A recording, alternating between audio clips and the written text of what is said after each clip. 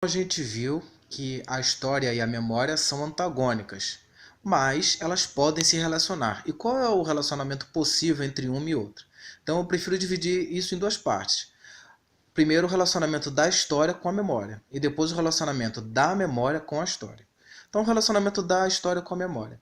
A primeira forma que a história tem, na verdade a única forma que ela tem de se relacionar com a memória, é usando a memória como instrumento, como arsenal de trabalho dela, né?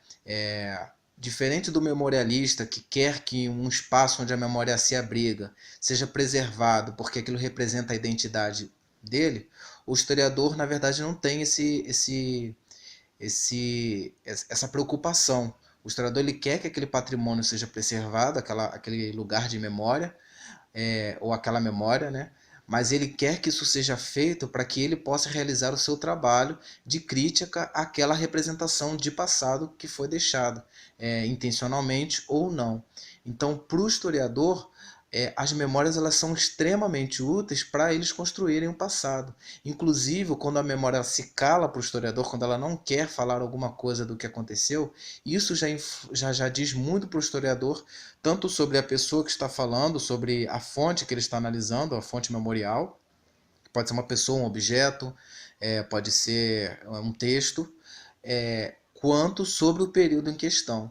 Porque há historiadores que são especialistas mesmo em ler os silêncios dos memorialistas. Então, o historiador ele pode usar a memória como fonte de trabalho e, na verdade, ele se sente, usando uma linguagem bem chula, bem popular, como um pinto no lixo. Quando você lança um historiador no meio de fontes, ele se acha bem, porque ali está assim, toda a matéria-prima bruta que ele precisa para realizar a sua obra, o seu ofício, se encontra nas memórias. Então, a relação da história com a memória é essa relação, que ao mesmo tempo que é antagônica, que é desacralizadora, que o historiador ele quer desconstruir e desacralizar o que a memória traz como verdade, para que ele possa conhecer um pouco melhor o passado, tanto quanto possível. Apesar disso, o historiador ele tem esse trabalho de interesse, de usar as memórias a seu favor. E qual é a relação que a memória pode ter com a história? Bom, as memórias encontram-se acuadas, mas eu não acredito que as memórias elas acabem, porque um certo pensar sobre o tempo, um certo agir sobre o tempo, uma certa noção de tempo, todo ser humano precisa para viver, para sobreviver. E é nesse momento que o historiador ele pode entrar, fornecendo subsídios para que a memória exerça a sua ação de orientação. Ou seja, o historiador ele pode operar fornecendo conhecimentos embasados para que a memória se alimente também e ela possa ser redimensionada, reposicionada, para que os seus postulados sejam transformados. Provavelmente ela vai ser bem diferente da memória inicial, do que ela tinha proposto. Mas se ela se abrir para as informações que os historiadores têm trazido, isso pode trazer um acréscimo muito grande para toda a sociedade. Então a gente tem visto aí casos de discussões onde as pessoas evocam memórias que não tem fundamento científico, não tem informações para corroborar aquelas memórias.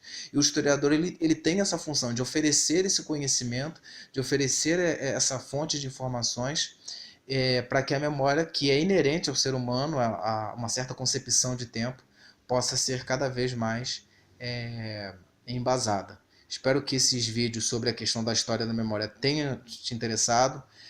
São vídeos muito rápidos, eu não posso ampliar muito, mas se você quiser, eu vou deixar disponibilizados alguns textos que você pode consultar sobre a relação entre história e memória nos comentários sobre esses vídeos aqui, tá bom?